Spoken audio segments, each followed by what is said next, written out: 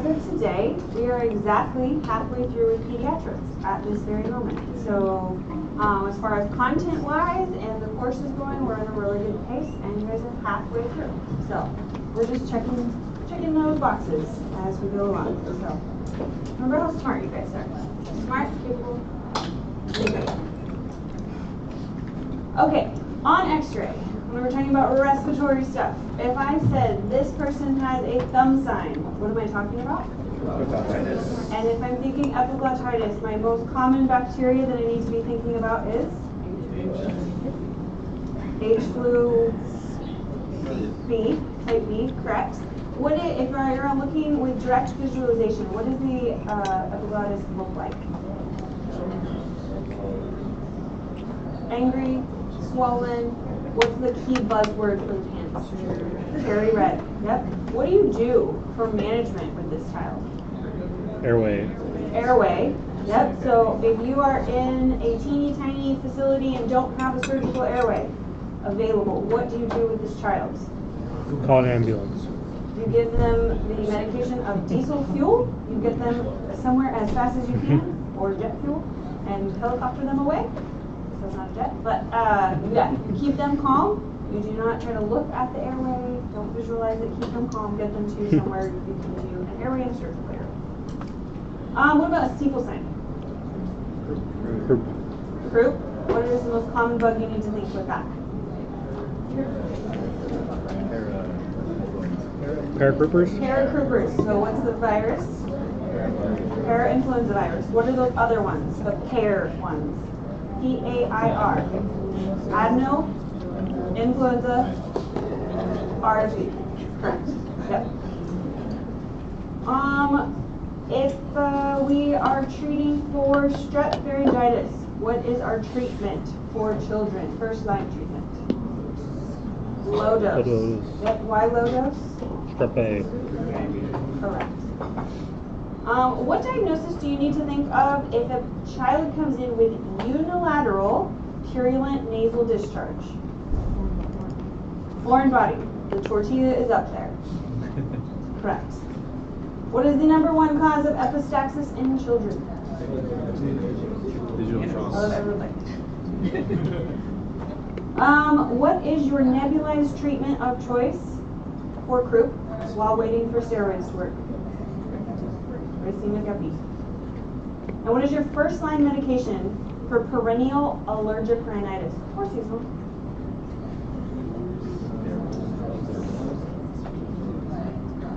First line treatment for perennial allergic rhinitis. Steroids, what kind of steroids?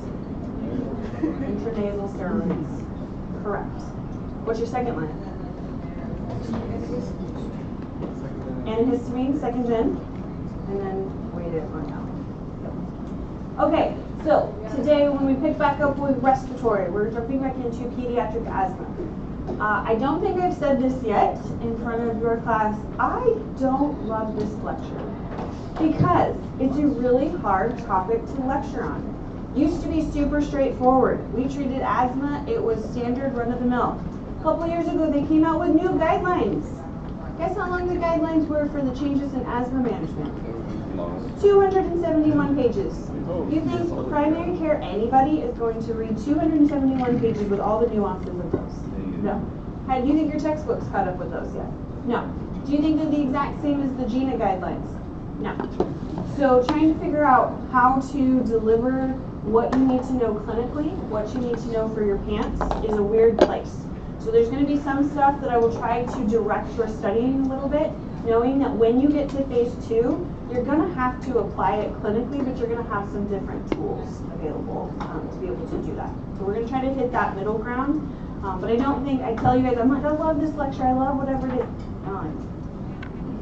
When we're thinking about asthma, what I want you to think about childhood asthma is like your heart disease or high blood pressure or high cholesterol of childhood. Meaning it's that chronic comorbid condition that we see in pediatrics.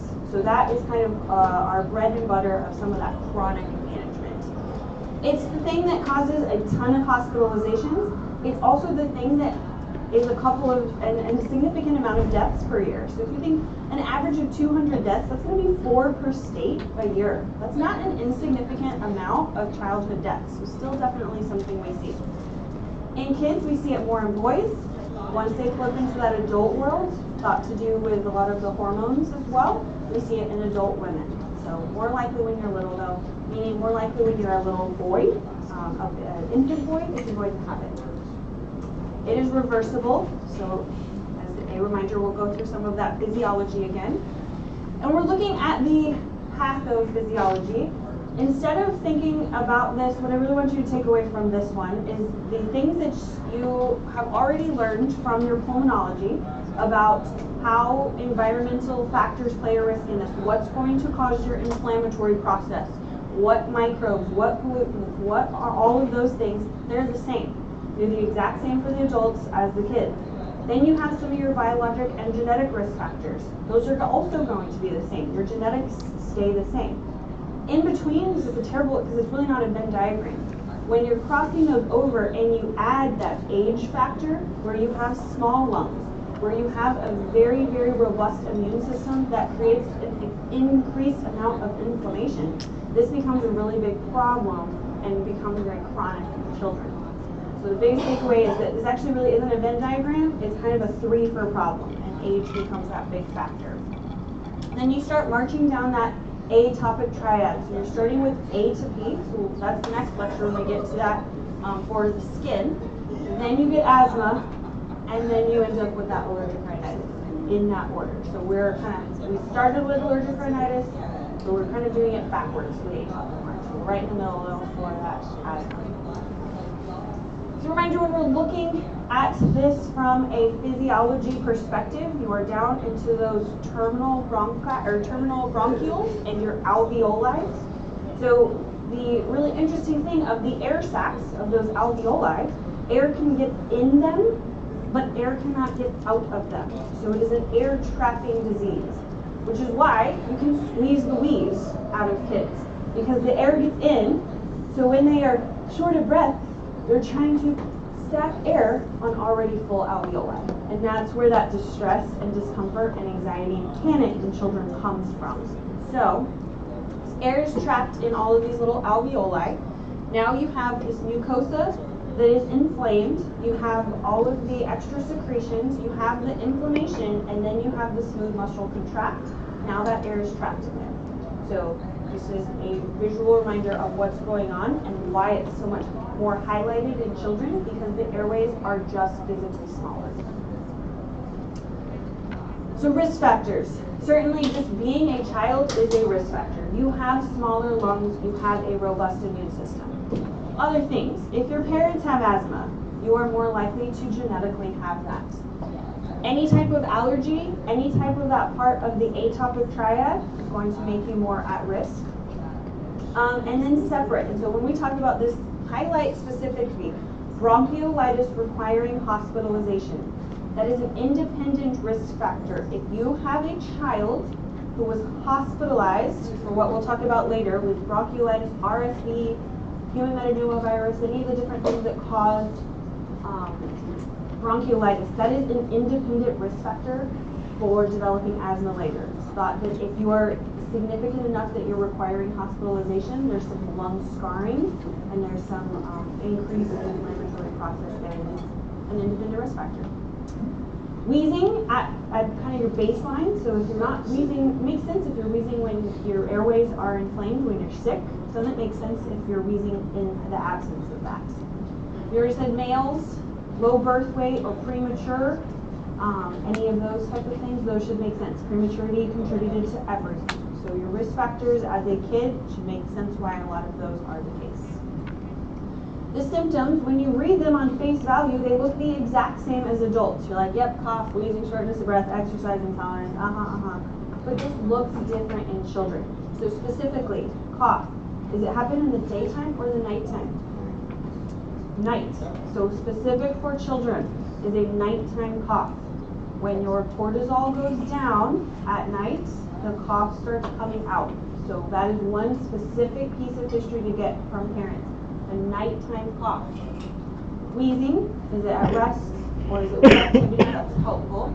Shortness of breath, that one's hard with kids. That's what I was saying. With the alphabet, you're just looking at that.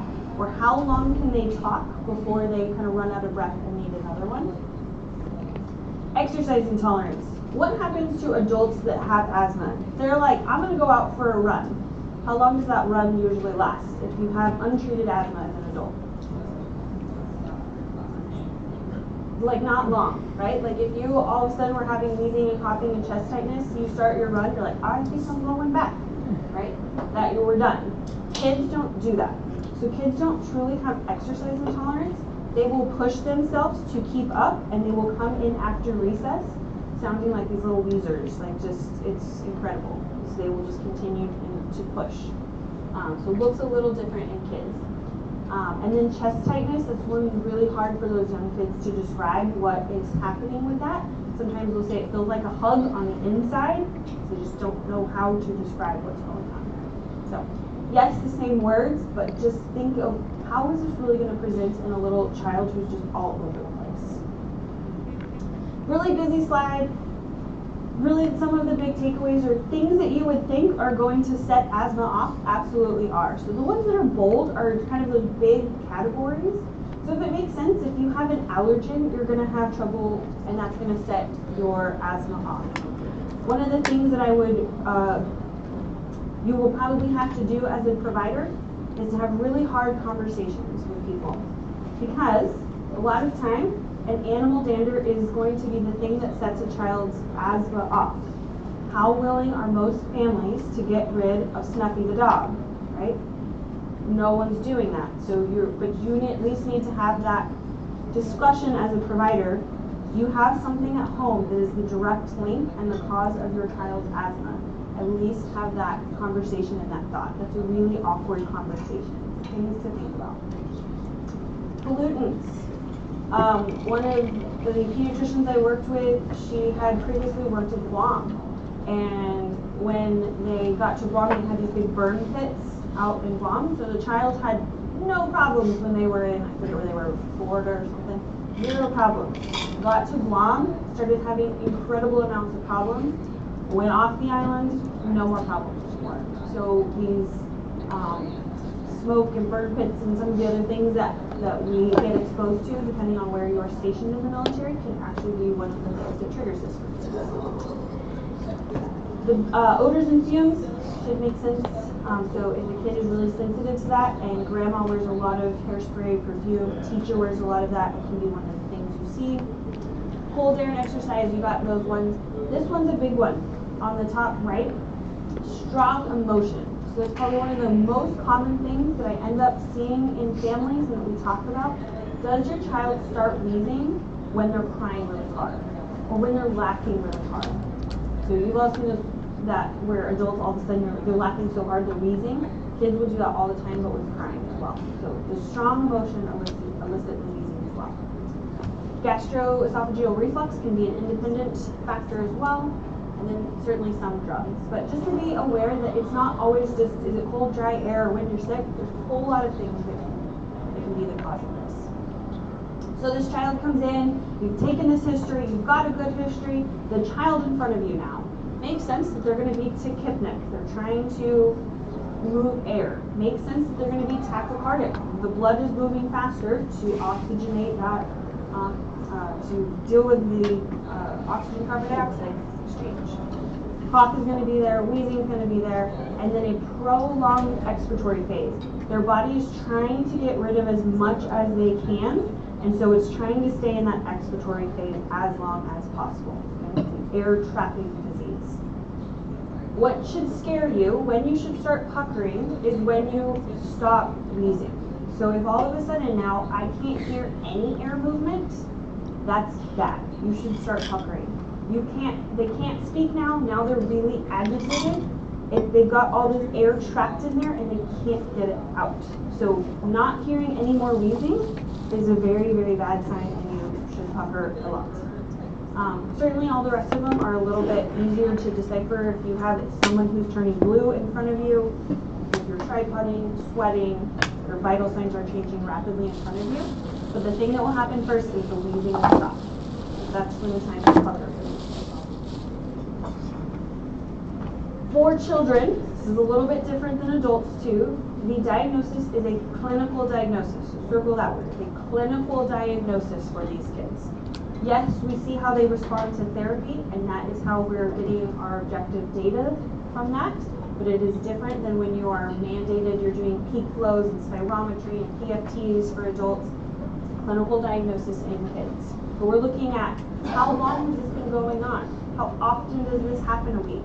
What is that nighttime pattern that we're seeing? What's the family history around it? Does the preponderance of the evidence make sense?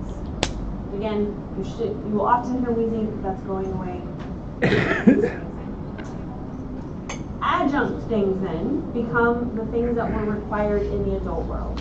So you will hear people use spirometry and pulmonary function tests interchangeably.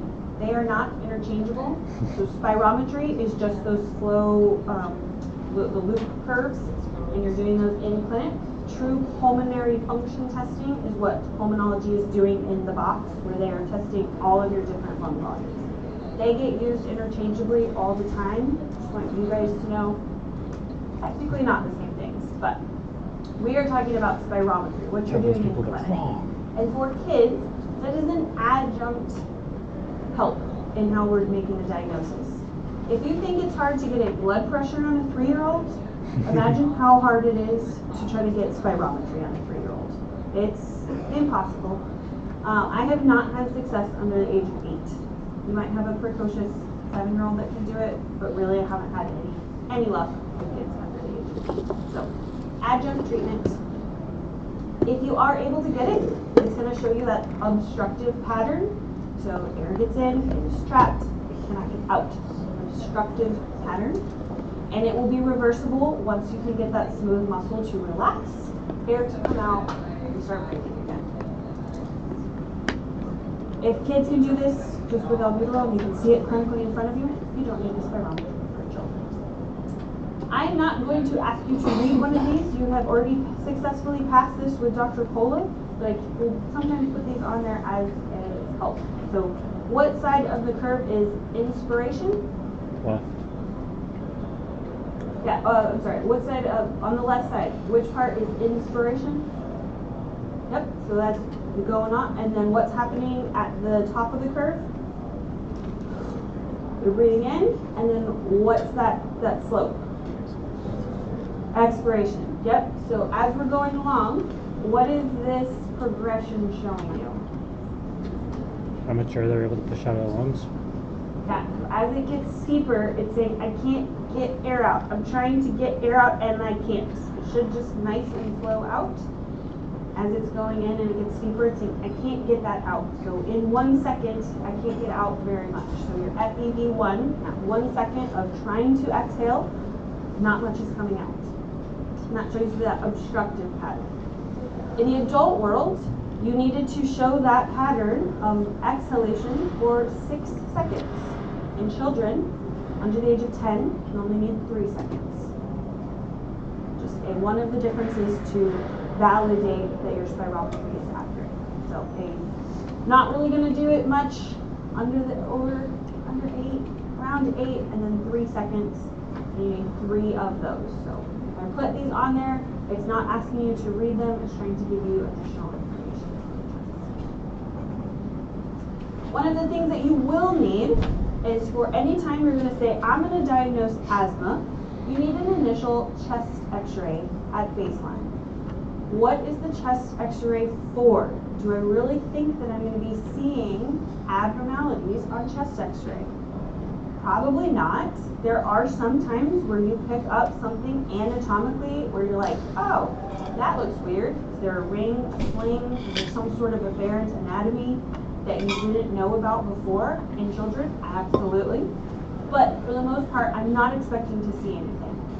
What I am using that for is that now you have a baseline of what this child's chest looks like, so that if and when they're having an exacerbation, or they have a lung infection, or there's a pneumonia, you can clearly see that difference because you have that baseline chest x-ray. Any new diagnosis of an asthmatic, and I would argue in adults as well, you have a baseline chest x-ray to see what does that chest look like at that time. Don't need to repeat unless a couple of scenarios. We'll talk about some of those scenarios a little bit later.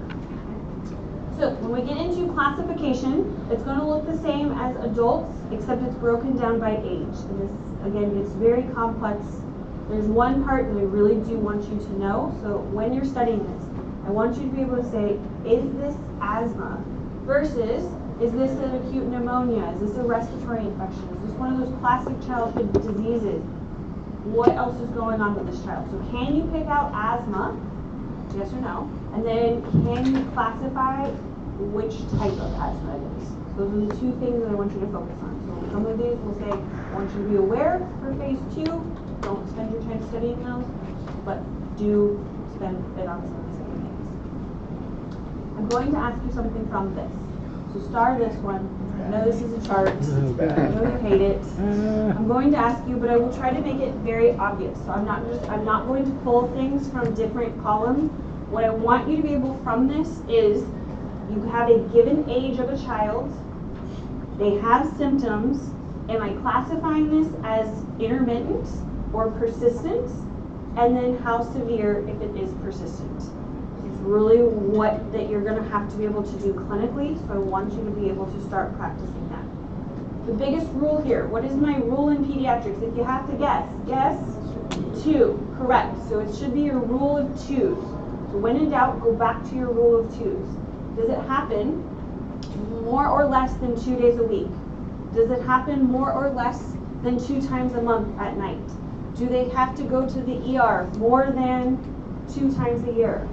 Is it interfering with function more than 2 days a week? Are they having to use rescue medication more than twice a week? So you should be a plus or minus or 2 of all of those things. Okay? So when we're looking at any intermittent, so it's breaking up between from birth to the age of 4, then when they start school, basically through elementary school, so it's the way that your brain should think about this is they haven't started school, 0 to 4, elementary school, and then middle school and beyond. We consider those the adults. Is it more or less than 2 days a week during the day? Any nighttime wakenings more or less than 2? If you're those little kids, if you haven't started school yet, you really need to be sleeping. You shouldn't ever be waking up from a cough. Are you using your controller more or less than 2 times a week? Is it interfering with your activity? So that should be a big key. Intermittent, it doesn't interfere at all with what you're doing. And then you get into minor, some severe. So that is a good takeaway for all of the ages that is not specific inside that classification. I can give you the flow loop. It's not as helpful in pediatrics because a lot of these ages you're not going to get those. Remember, it's that FEV1 less than 80%. You cannot get out in 1 second 80% of what would be expected of you to be able to exhale. And then you're really not going a lot to the emergency room for acute exacerbations. Once you're getting up then into your I'm persistent, you're seeing that it's over that rule of 2s. It's happening more than 2 times a week, so it's more than the majority of your days. It's happening multiple times at night throughout the month. It has some interference. It's multiple days that you're using your rescue medication and you're going to the ER more than twice a year. I'm not going to get into the minutia. I'm going to stick with big categories for this to make sure that it is as clear as possible. I really want you to be able to say, can you pick out what's intermittent versus persistent, and then big broad categories for mild, moderate, and severe. So we'll try to make this as friendly as possible, but this is what you're going to do every day when you're seeing pediatrics and when you're seeing adults too. Because eventually, once you classify them, that determines at that very bottom for initiating therapy what step you're going to do. And that changes based on the ages. So if you don't have the classification right, you're not going to get the treatment right. So that's why getting the diagnosis right is the most important part. Can you pick that out? These are kind of tricky ones, I think. Okay, 6-year-old male presents to the clinic with a complaint of cough for the past 6 months. His mother says he has episodes of daytime wheezing and coughing daily, more or less than 2 times. More. More. Okay? Child awakens from sleep 4 to 5 times a week with coughing fits. More or less than 2? Obviously, more. What is his asthma severity classification? Okay, so is it intermittent or persistent? Persistent. So we're definitely in persistent. Okay, it's more than 2 times a week. Are we at daily? No. Yes, Yeah. we're at daily for him, and more than, it's about 3 to 4 times a month, and there's some limitations. So this is going to be a moderate persistent for this 6-year-old. That type of things where it's clearly down that path. 4-year-old comes to the clinic with a cough for those same 6 months. Daytime wheezing and coughing 2 to 3 times a week. Nighttime 1 to 2 times a month with coughing fits.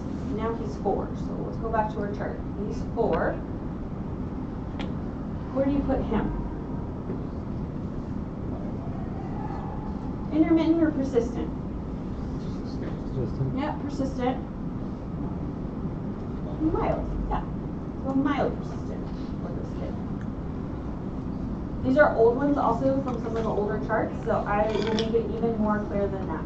And I'll give you some of the limitations as well. So can you pull those apart? What I don't need you to worry about is the follow-up. Okay?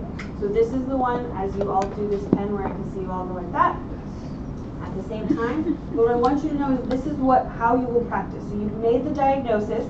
They're now coming back to you to say, okay, what do we need to adjust?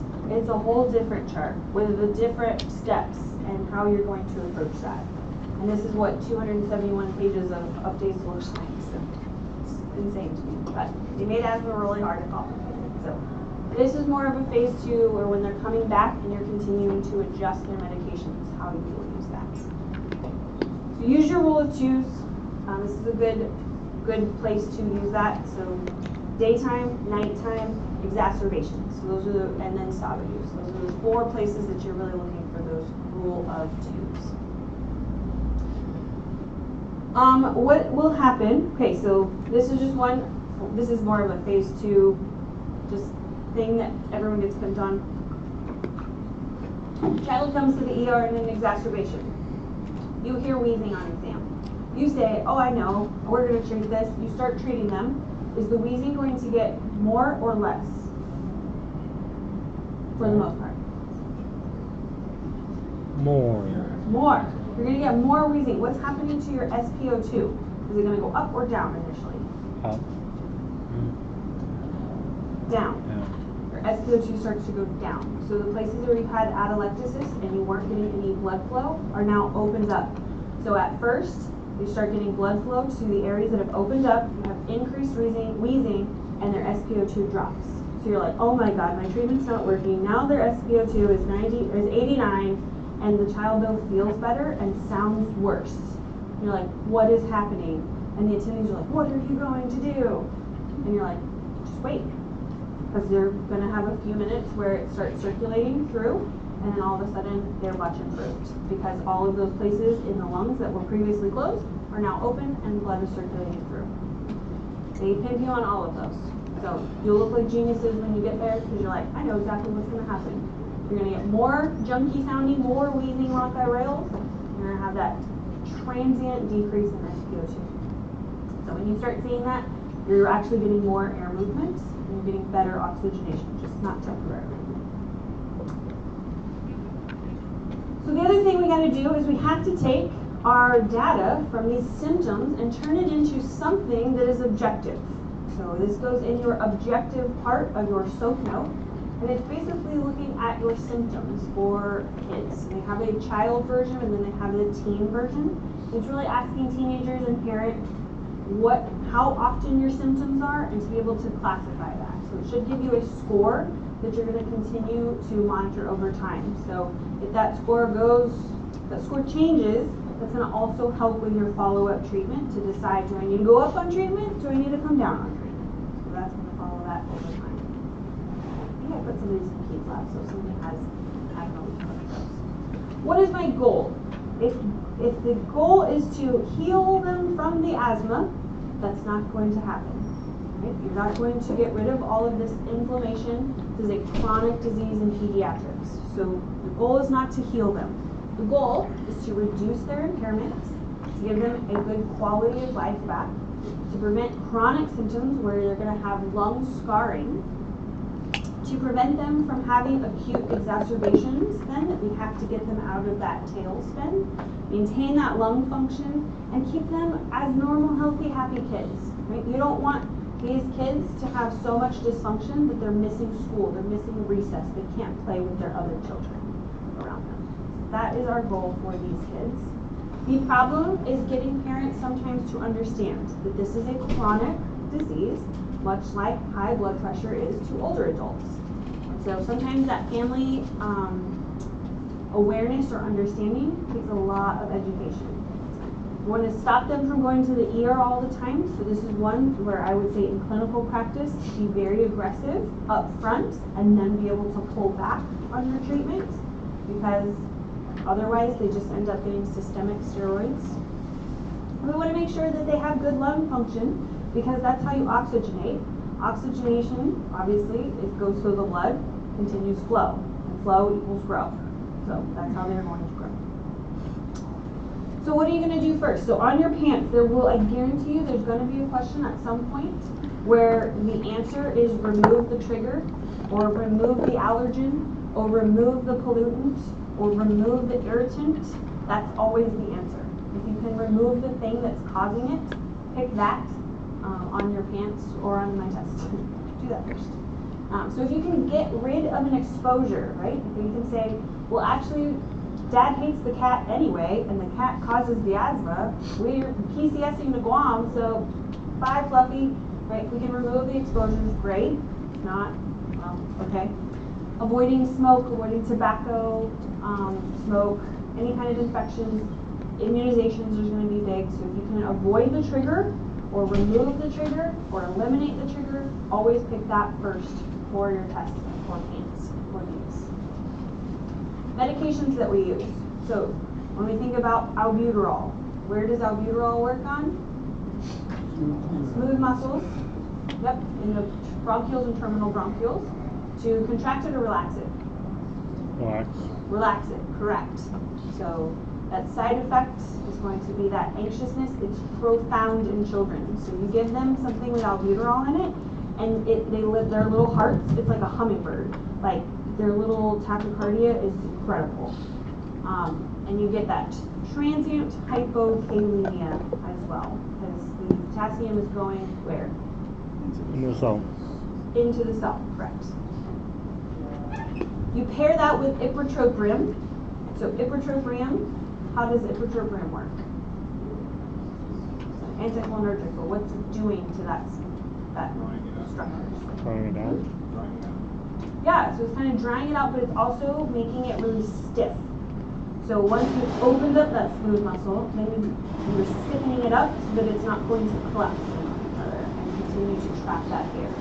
So when you put those together, you have duo-neb, two things in a nebulizer. Albuterol, ipratropium, duo-neb. When you see that in the so that is usually our go-to for acute exacerbations for children. This is the second time that we talked about oral corticosteroids or systemic steroids for the kids. What was the only other time so far that we've talked about that? Systemic steroids for a child.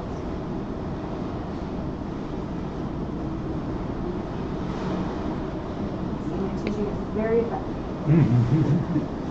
Everyone's just really recalling that. Okay, well, let's see. We first treat it with racemic epinephrine. Group. Yes. Group. Racemic epinephrine and dexamethasone extract. So that's the other systemic steroid. So this would be the other time. So this is now our only second time that we've talked about systemic corticosteroids for these kids. You can give prednisolone or dexamethasone. Your textbook says it's an alternate option. It is the primary option now, because you give one dose that lasts for 72 hours, and you give the second dose, you only need one other dose at home. It also tastes a lot better than prednisolone, but you can do either one. If I ask you that, it's going to be a question on systemic steroids. I'm not going to differentiate between your dosing patterns. That's not fair at this point. Okay. So what we want to do is avoid repeating this pattern. So if you gave a child inhaled steroids every single day, at a medium dose for 1 year, it is equivalent to 3 days of your systemic steroids. So it's not even a full exacerbation. So when parents are worried about how much steroid we're using, it's because we are using micrograms versus milligrams.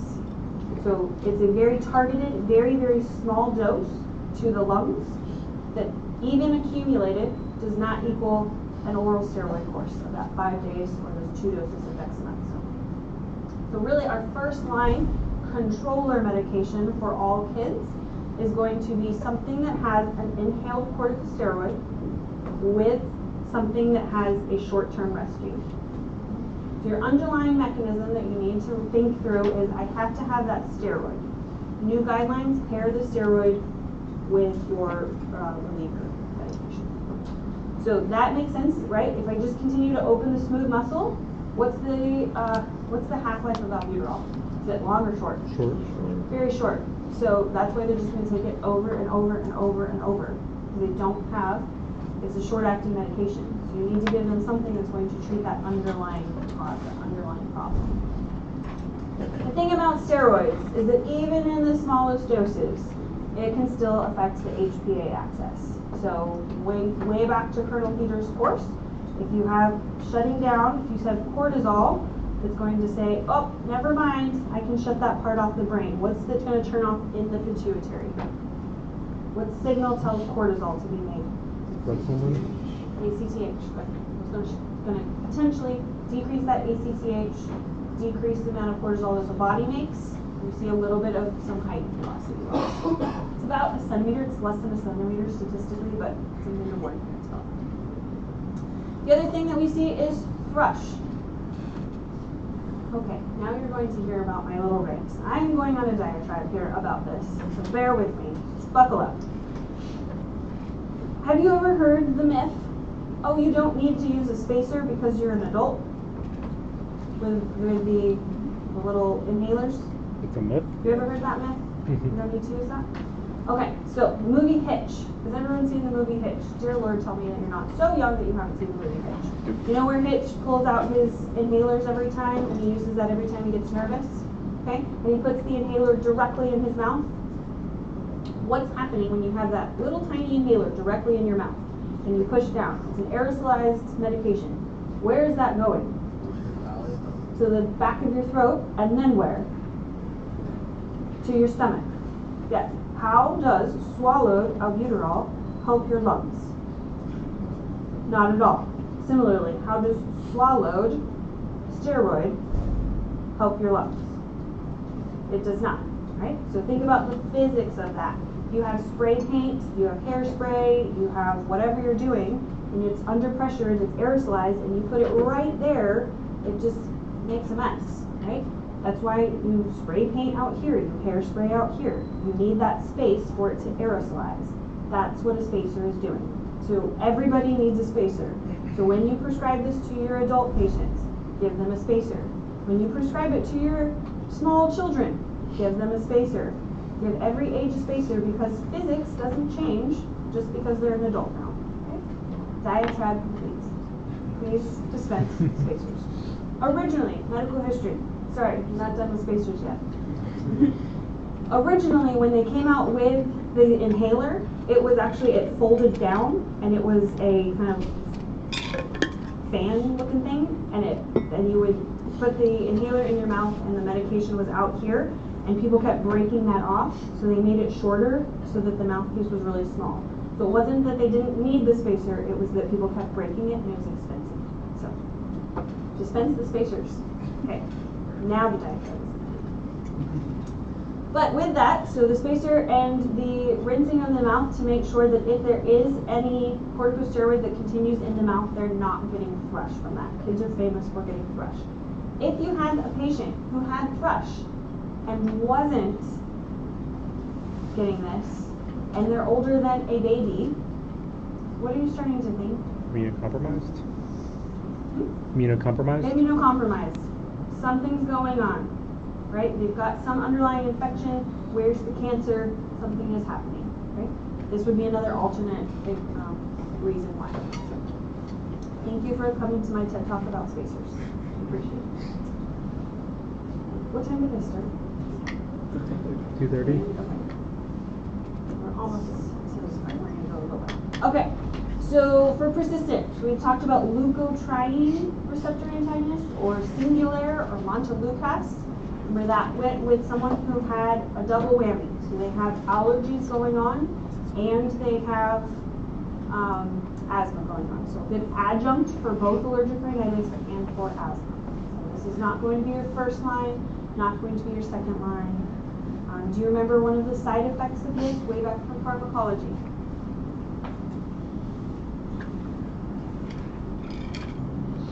No one knows any side effects. And children using nightmares with this. Nightmares are going to be one of the main side effects. There's some that you will see that some places will say there's some mental associated with it. You'll see some nightmares in kids. And then your long-acting beta agonist. So the one I want you to circle is Formoterol. I want you to put a sad face by some Salmeterol. That used to be our go-to. We would use Salmeterol. Not a great one. Formoterol is much better. Why?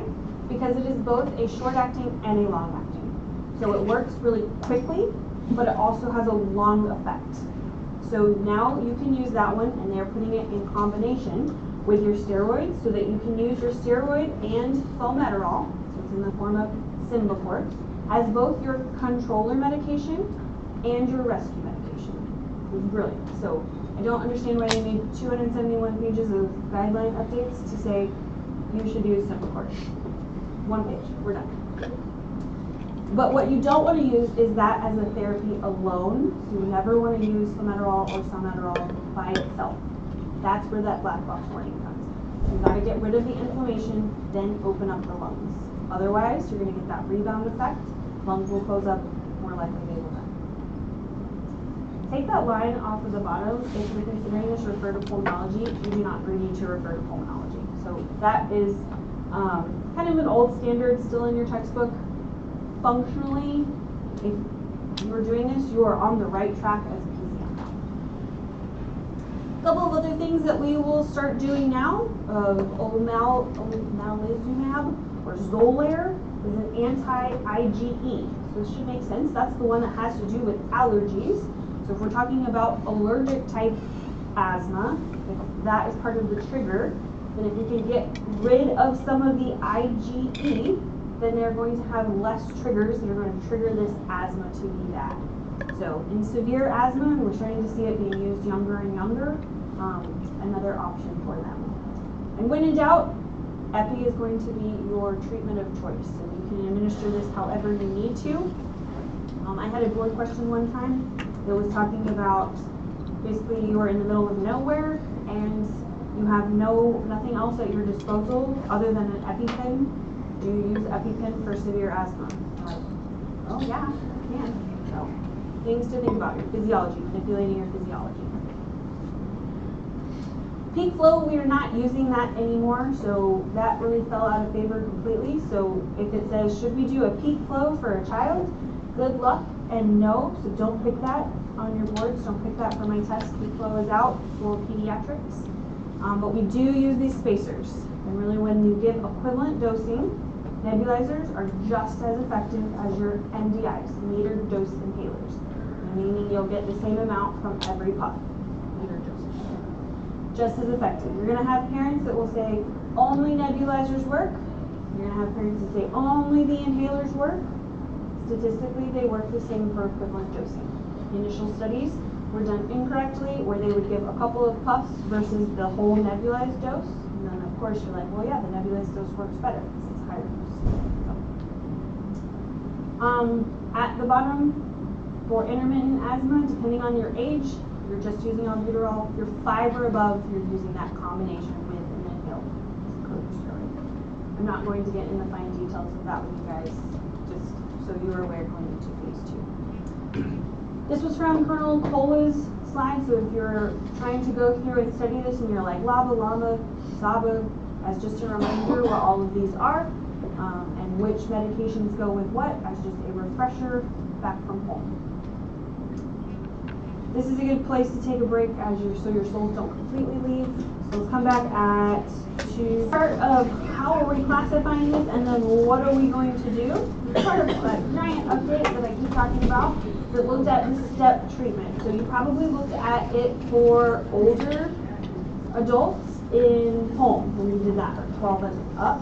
A quick look at some of these, and it is not fair, I don't think, to ask you all these different minutiae of the steps. I look this up every time, depending on who I'm treating. But I want to highlight just a couple to make you aware of how you're reading this chart and why it matters how old they are and that you have the classification right.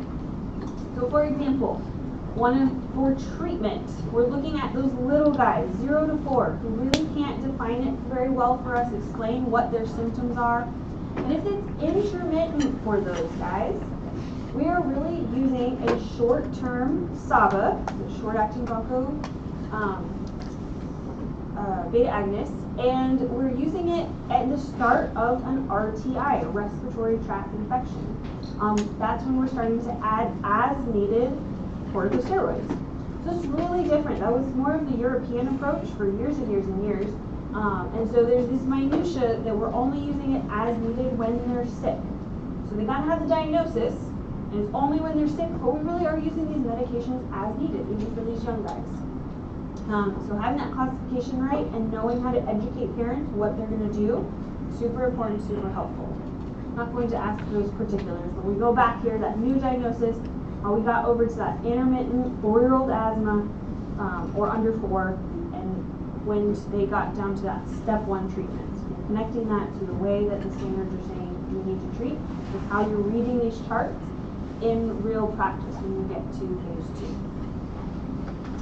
So that 0 to 4 that says, yep, we want to do this corticosteroid while they are having a respiratory tract infection through the course of 7 to 10 days. What was 7 to 10 days that we talked about for the common cold? Is that a normal time frame for a cold or abnormal? Normal. It's normal, right? So you want to do that for 7 to 10 days throughout the time that they're having a cold. What if you're now in day 20 of this? Yeah, not normal, right? Maybe not an intermittent asthma. Maybe this is a persistent. Maybe it's a secondary pneumonia. Maybe your diagnosis is different, right? So you want to give parents a very short time period and know good precautions of when they would be coming back. So this is an example for that 0 to 4 age population.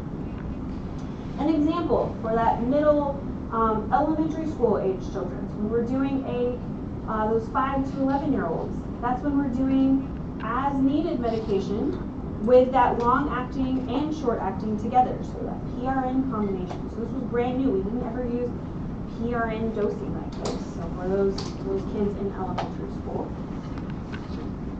So the reason, again, you can only use it with fometerol, not salmeterol, is because it works quickly, but it's also long-acting.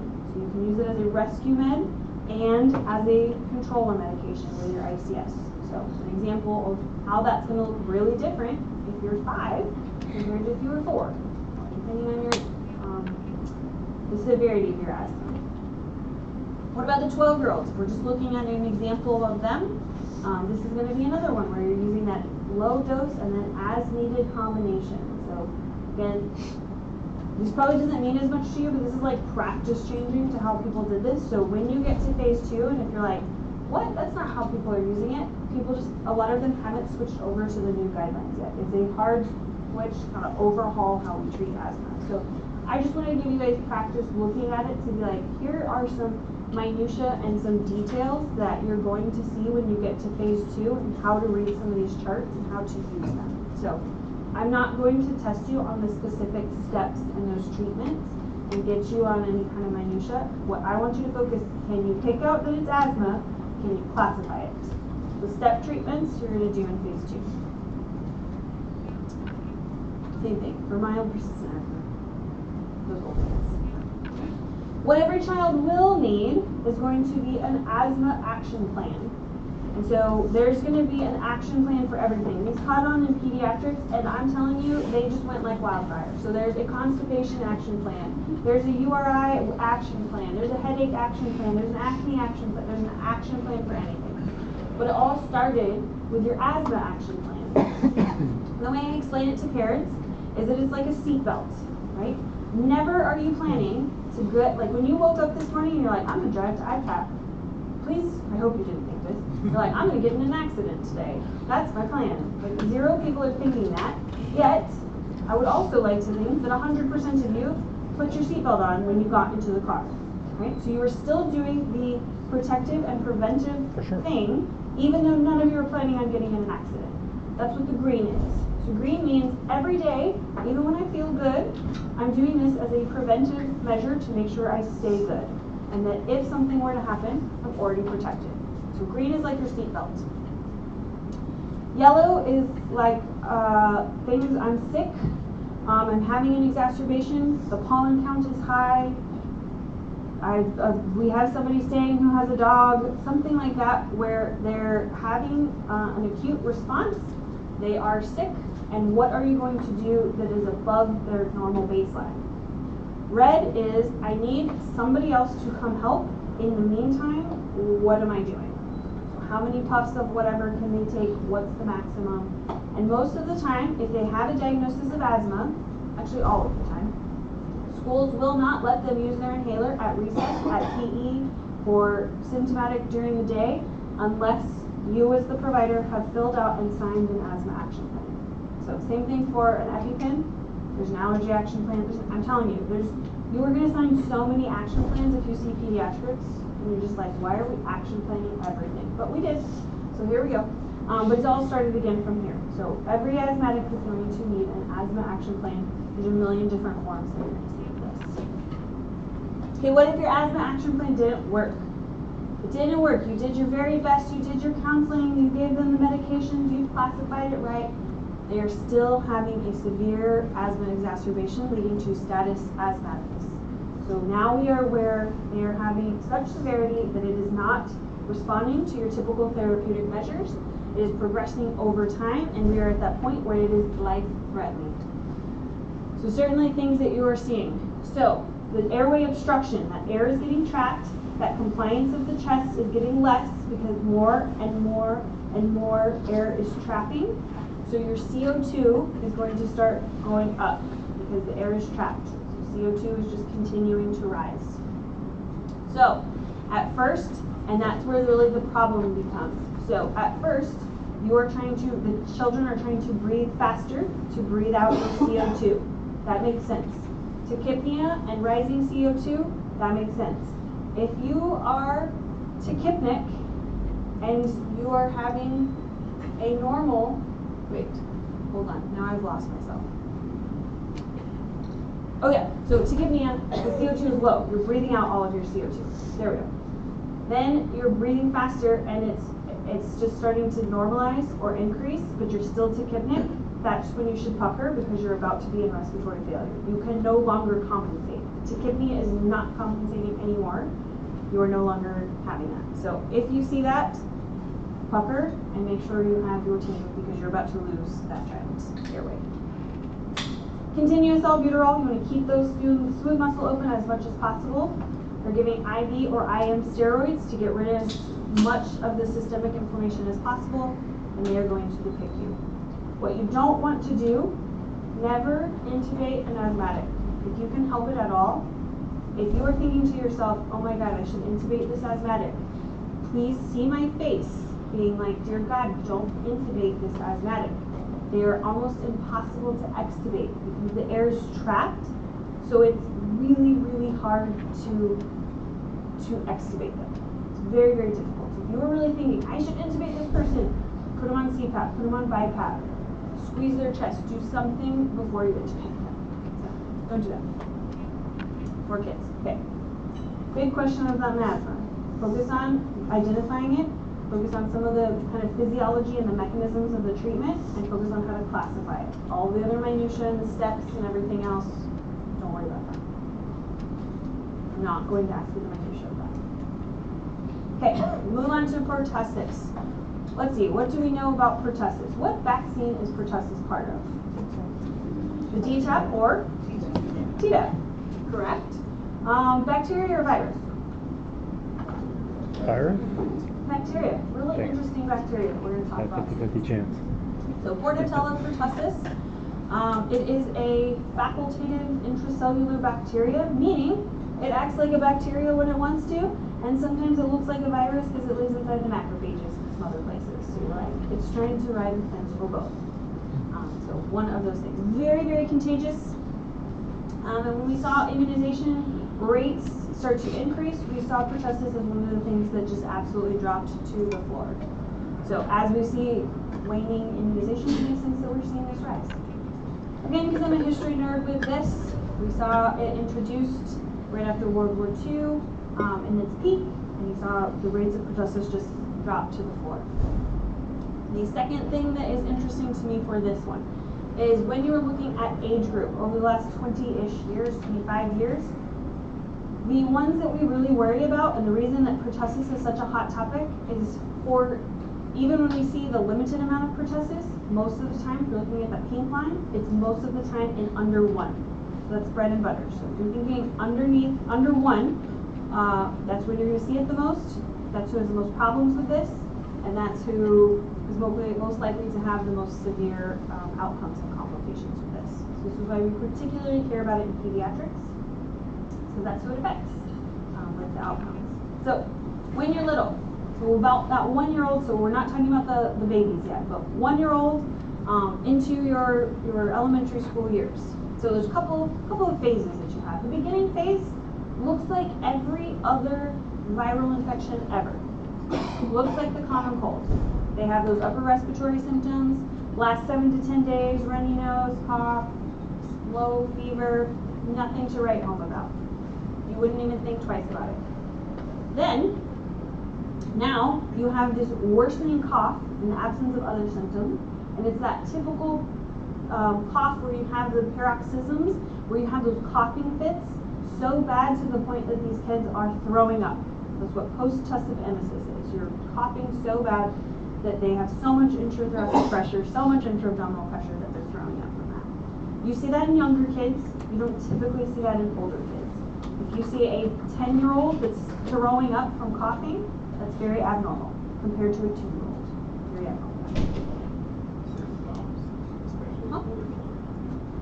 That's what I'm saying. That's abnormal. So post-tussive emesis, if you see that, especially in older children, you should be thinking this is more likely pertussis. Because normally, for any other respiratory virus, you're not seeing that. But thank you for clarifying.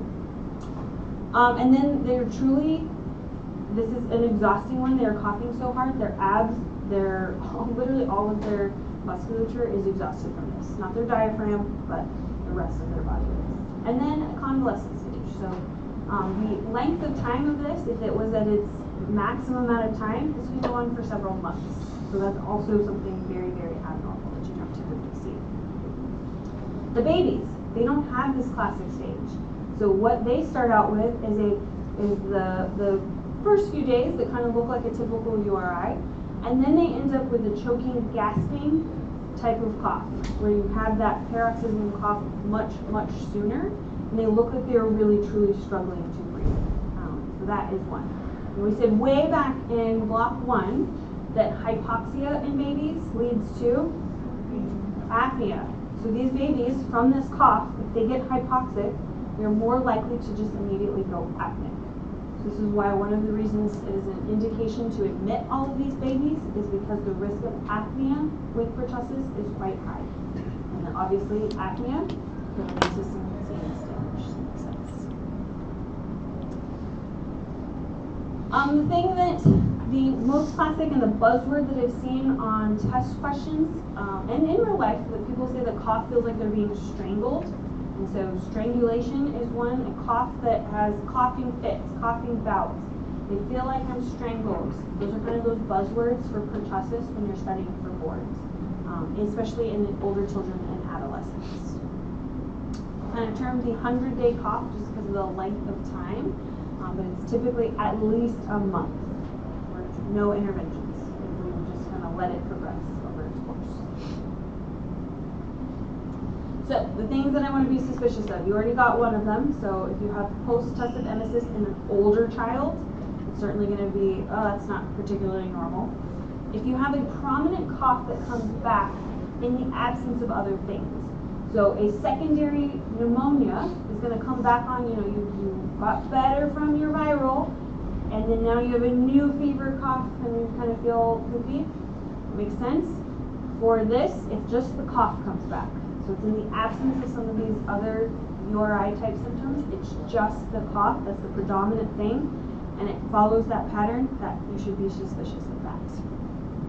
Anything escalating after that 7 to 10 days, think about that as well. That's going to be, I need to do some further investigation. And then under 3 months, choking, gagging, it should be on your differential. So you're thinking, is it GERD? Is it feeding? Is there something anatomical that's wrong? Is it pertussis? It should be always on that differential. For your labs, so this is one I need to highlight, underline, because when you think about most bacteria, what kind of leukocytosis does most bacteria cause? Neutrophils. Yeah, I expect a bacterial infection to have increased white blood cells, but they're typically neutrophils. That's the response to your bacteria. Well, this is a bacteria, and it's got lymphocyte predominant.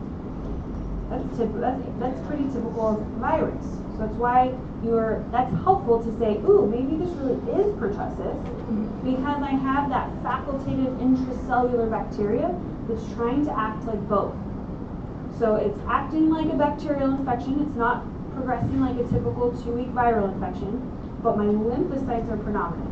What is going to act like a bacteria and a virus? Pertussis. So that's one of the things to think about. So your lymphocyte predominant leukocytosis is helpful. This will be on your PCR. The reason it will often be with your viral infections is because it looks like one. So you might see you're like rhinovirus, coronavirus, enterovirus, pertussis. You're going down your viral panel and you're like, pertussis is a bacteria. Yes, but it's inside a macrophage. Easy to get that PCR. Your X-ray is really not going to show you a whole lot. You won't have any kind of lobar infiltrates, so that's not going to be particularly helpful. Might show a little atelectasis, might show some stuff around the hilar section. Your differential is going to be a Bordetella parapertussis. So it's kind of like pertussis light. Doesn't show up, or it shows up more frequently because you have, it's not protected against that DTaP vaccination. Other things to think about would be your mycoplasma and your chlamydia, pneumonias, so some of those atypical bacteria that kind of act bacterial but also act like more of a virus, and then any of your viruses. Under 3 months, those kids get hospitalized. Why? That risk of apnea. So that age group, and you have to have close monitoring. I have to have them in a controlled environment where I could take over their airway if I needed to. Older kids, we can use that as outpatient. This one's nice because everybody gets treated the same. So if you're a teeny tiny baby, if you're a close contact, if you're the mom, if you're the sibling, it doesn't matter how old you are, unless you can't have it for some reason, you're going to go with azithromycin for both treatment and prophylaxis. So azithromycin, drug of choice for all. It's really the only thing that you need to know. Some alternatives, they have some side effects. Azithromycin is your go-to. We want a DTaP vaccine, everybody. We want a Tdap vaccine, all the rest. So DTaP for all of your younger kids under the age of 7, Tdap over the age of 7. Every pregnancy is going to get that.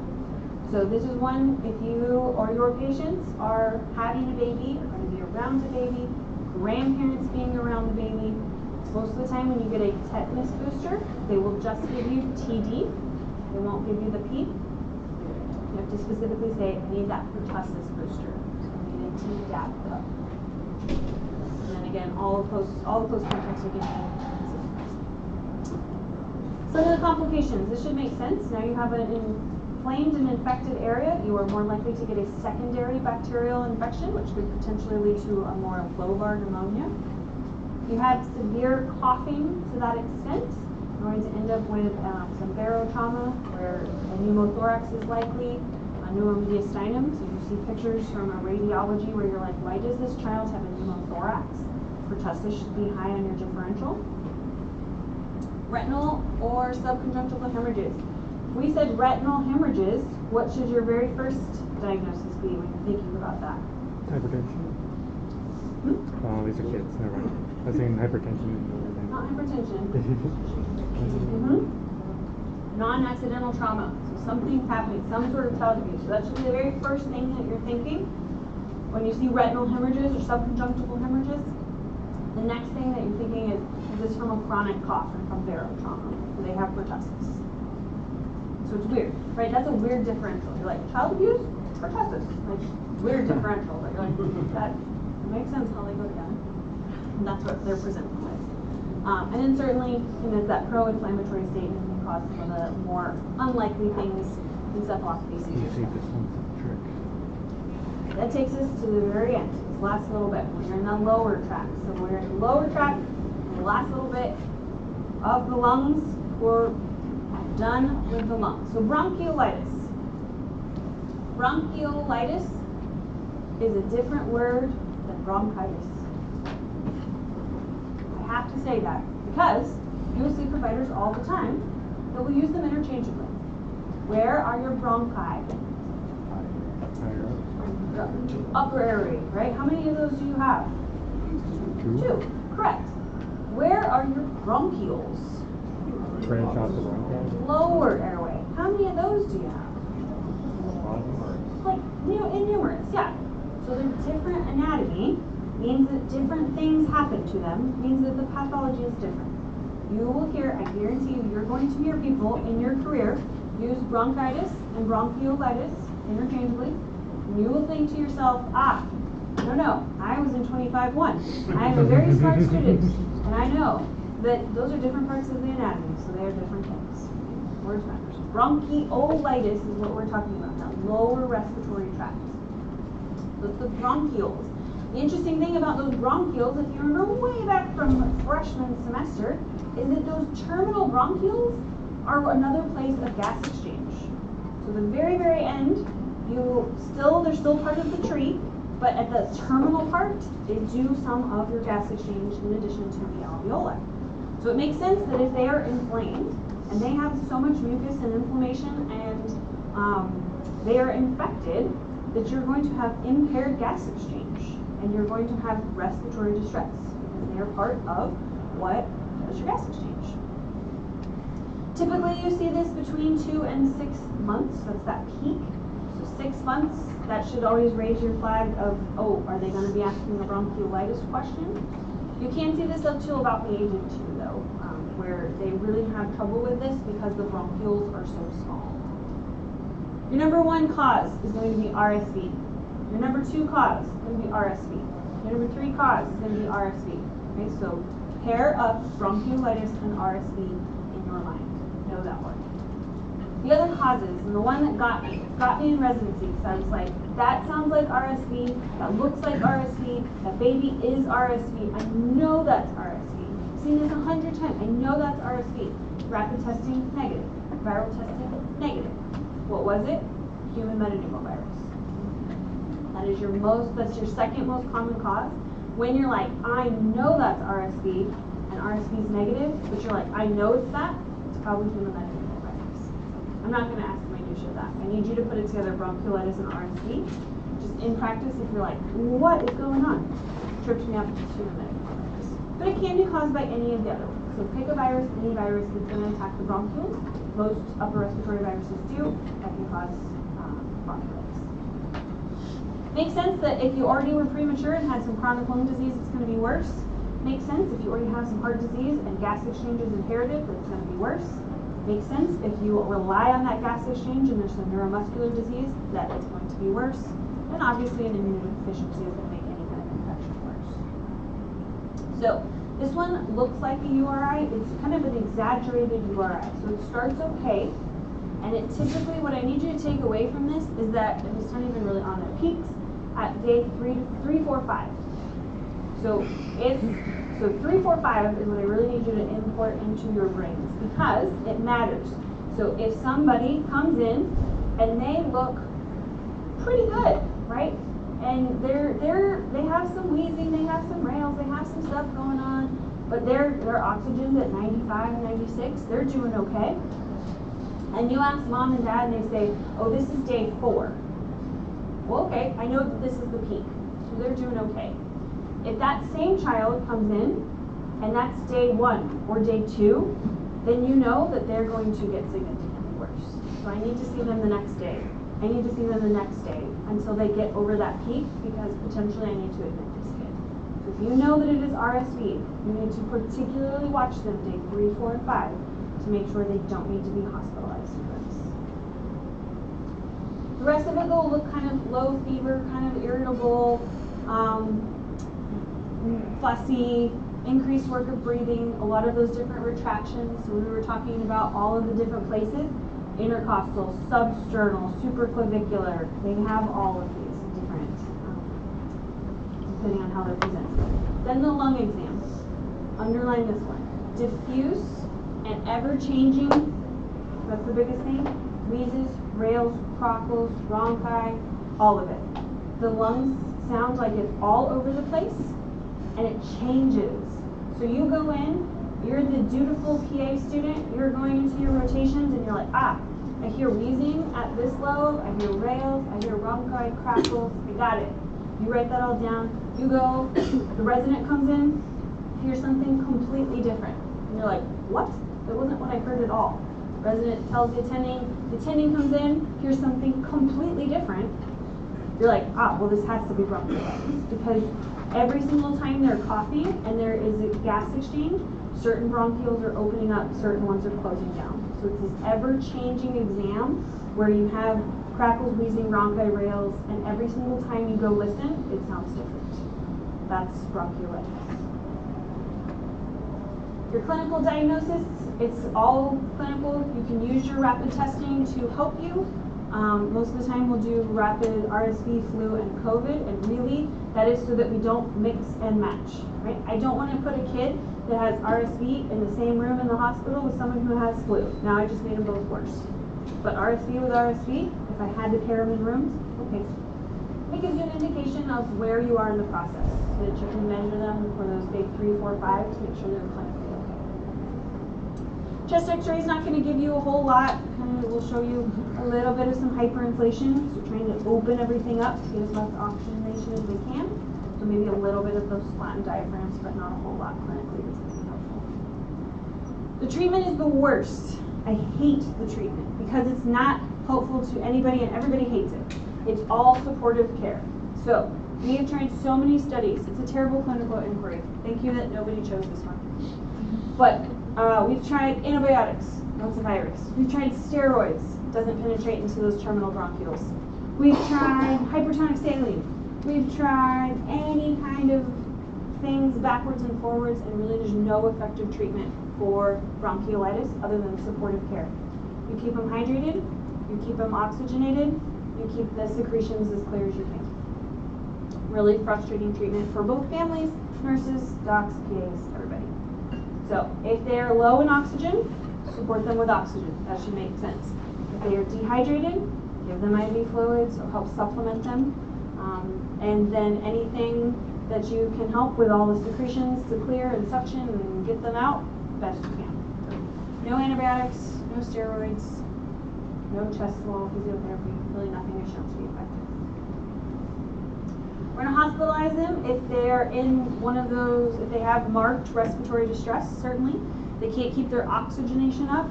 They're super young, especially under that 3-month mark, and they're at risk for apnea. They can't stay hydrated, which makes sense. They don't have appropriate care at home. So if they live out in the middle of nowhere and they're looking kind of on the border and it's day 2, 2.5, sometimes I go ahead and bring them in because I know day 3, 4, 5 are going to get significantly worse. If they have chronic medical conditions, always at a higher risk for those. A couple of things that we will do now. So we will vaccinate. So now we can vaccinate pregnant moms so they can have those monoclonal antibodies pass over, or we can vaccinate the infant with those monoclonal antibodies. So pretty cool vaccination that we're giving these kiddos. give them when they're less than 8 months. Those are the ones at risk of having these teeny tiny airways that are going to have a problem with this. It's replacing the old Synagis program that we used to have. So Big Fortis has now replaced what Synagis was. So if you ever were like, what, I've heard of Synagis, or I worked in the Synagis clinic, gone are the days of Synagis, in are the days of Big Fortis. So, I'm not going to ask you about mom stuff. That is really in Dr. Love's territory. But just to be aware, if mom got that vaccination, baby doesn't need it. So mom can get it or baby can get it. Don't need both. Rounding the corner. Pneumonia. When we're looking at these respiratory tract, lower respiratory tract infections, for the amount of times that I say this is different because it's a kid, this is one where I'm like, this is the same because they're humans, right? There's little humans, so it looks very similar. So you have a consolidation, something in the airways that shouldn't be there. So a pneumonia. This is really from a review from last semester, so if you're thinking to yourself, I don't really remember what pneumonitis versus a pneumonia versus an atypical versus a whatever is, just a familiarization again with what we're talking about for lobar versus atypical versus just pneumonitis. Quick review there. When we're thinking about who's going to get what, particularly in pediatrics, these should make sense. So pulling from block 1, those neonates, under 1 month old, they just came through the birth canal, so they were just exposed to group B strep, they were just exposed to E. coli from mom, and they're at high risk of strep pneumo. So things that we think about. Those infants, they are getting viruses right and left, for potentially 8 to 12 times a year. So number 1 is going to be virus, virus, virus. Number 2, virus, virus. Number 3, virus, virus, all of those. Pick a virus, any virus. Still strep pneumo. Then your older kids get into the ones that you see for the adults. So your mycoplasma, still strep pneumo. So that's why strep pneumo continues to just be a problem throughout every single age group, which is why one of the things we vaccinate against. Reminder what that's going to look like. On your chest x-ray, your viral is going to be a little bit more diffuse, looks a little bit patchier through all of the different lung fields, and kind of all over the place. Not something you can really put your finger on, but certainly not normal. Compared to your lobar pneumonias, what's that most common place that you see a lobar pneumonia for any human? Right middle lobe, correct. Right middle lobe. So this would be a great example where we're seeing that. Right off that right stem. And then your atypicals, typically around the hilar region that you're seeing some of that pathology. So most of the time with a mycoplasma. Should look very familiar from home. Same type of thing. Viral, lobar, and atypical. And the exact same thing because these are miniature humans. One of the differences that we do see is neonatal pneumonias. So if you have a new onset fever in a kid and a neonate who has had one of those respiratory viruses, they get a secondary new fever, they're more likely to have a neonatal staph pneumonia. And how do we know from an x-ray that it is more likely a staph infection? Well, we're seeing air fluid levels inside the lungs. So I think it's a little hard to see on here. It's probably easier to see on you guys. You see all of these kind of bubble areas. And you see the air fluid levels in those. So we're looking at that and you're seeing, what does this make sense? It looks like little bubbles everywhere. They're a neonate. They had positive virus before. More likely to be a secondary staphylococcal pneumonia in a neonate. For those young guys, a lot of times you're seeing the same exact things that you saw in the adult world.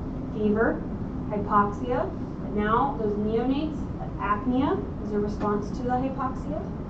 Those older kids, they are still humans, so all the things you saw in the adult world is now what you're seeing here. So, same exact thing, they are humans.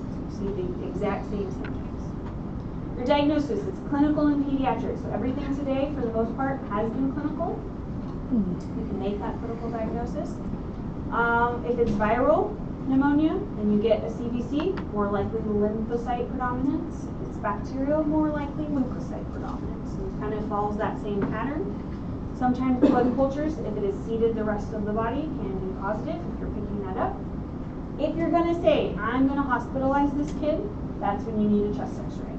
So if they're sick enough to stay with us in the hospital, they are sick enough that you need a chest x-ray. It's not going to change your management for outpatient, but if they're sick enough to go into the hospital, they need a baseline chest x-ray. So that is the takeaway from that. So who gets to decide, or when you're deciding as the provider, who gets to stay outpatient and who gets to stay inpatient? There's a couple of things. Do they look non-toxic? So is the kid not sick in front of you? They could be sick, but they're not toxic. Can the kid take oral intake? They can't take the medications. Do they have support at home? Do you have good follow-up? If they don't meet one of those, they get to go inpatient with us. Okay, so I always ask one of these. So pneumonia management. So I'm not asking about the physiology and the pathology. That's what you got in home. I'm asking, how do you manage kids? Because it's a little bit different.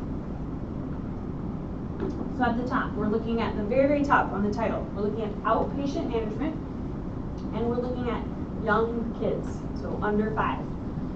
So why are we doing high dose amoxicillin for them? It's not group A strep. What kind of strep is it likely to be? Strep pneumo. Yep, so we gotta have something that's gonna cover strep pneumo. We have to have some of those other things, because that's gonna be the most common thing across all those age groups, but in that age specifically.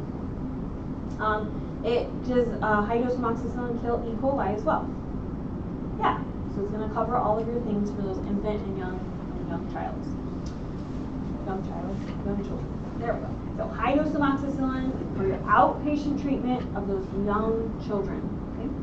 Not immunized, so if it's in a question stand, you need a little bit broader coverage outside of amoxicillin, and you're giving a 3rd generation of cephalosporin. A little bit more like a ceftamir. Really focus on the immunized child. Focus on your studies. Now we're in those still outpatient, but now they're school age, so they're a little bit older. So now their most likely bug changes a little bit, and mycoplasma becomes that secondary bug that we need to cover for. So they're still doing that high dose amoxicillin, but now we're adding coverage for that atypical bacteria. So it's atypical, so it gets azithromycin. Atypical for azithromycin. So amoxicillin plus azithromycin for those school-age children, outpatient. So I'm not going to get into all the clarithromycin and azithromycin and doxycycline for these different ages. Outpatient for your older kids, high dose amox plus azithromycin. Younger kids, doesn't need the azithromycin. Okay, who do you want to hospitalize? So if you're under 6 months, you really need to think twice about that. So you could potentially not, but under 6 months, again, that risk of apnea, and if it's true pneumonia, I'm really thinking I need to. You're underlying immunocompromised, you're toxic, you have severe respiratory distress, and that means you're probably toxic. Sickle cell, if you think this is an acute chest, certainly they're going to. They can't tolerate fluids, so severely dehydrated or vomiting. They have failed outpatient, so that's a big one. If you already tried high dose amox and it failed, then they need to go inpatient for an additional step up in management. Or caregivers can't take care of them. So now we're still in community acquired pneumonia, but now we're looking at inpatient. So highlight that one, inpatient treatment. Your neonate, this shouldn't surprise you. It's the same for everything. Did I think that they had sepsis? Did I think that they have pneumonia? Did I think that they have anything? Amp and gen. So neonates is your amp and gen. Same exact category. If you think it's staph, so you get air fluid levels on that chest x-ray.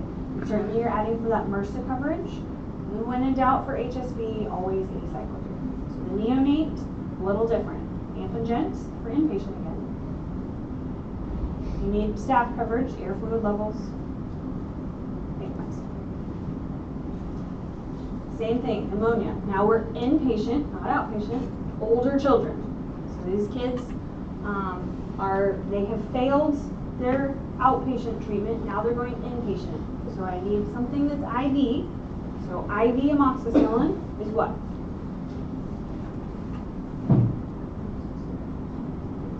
IV amoxicillin. farmed in a while ago. IV amoxicillin is ampicillin.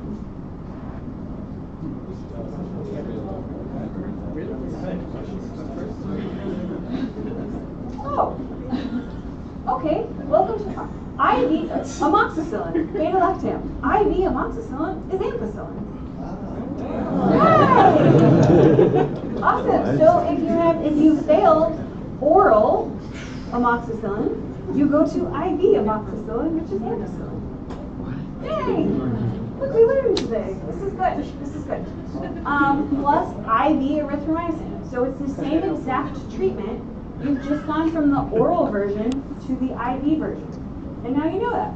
Great. This is great. This is such a good day. What a good day to learn. I love this. Yes, so that's why I'm like, it's not that hard. It's the outpatient stuff is just the oral, and the inpatient stuff is the same IV stuff.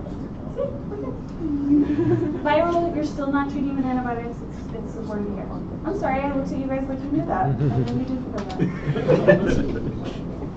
that. We're almost done. Oh gosh, we're falling apart rapidly. Okay, few complications. So it makes sense. So there's still humans. So this is going to be the same thing for all the humans. That after a pneumonia, you are at risk for a pleural effusion. You're at risk for a pus collection or an empyema in the lungs. You're at risk for a bronchiectasis or that scarring that you see, an abscess, metasteel. So the same exact things that you learned from home are going to apply here. So that's one of your takeaways, is that pneumonia and the pathology and the physiology of it, same exact thing, because they're miniature humans. So it's one area. Treatment's a little different. So if I had to focus on something, because the physiology is the same, focus on the treatment of pneumonia. And we learned about ampicillin today, so it's good to know. Okay. At the end of this one, when you're studying, just a couple of things to think about as far as if you're trying to focus on your study. It's that last slide in here. If you feel like you got a really good handle on all of these things, good job. And I think I don't want your souls to leave your bodies, so we will just pick up with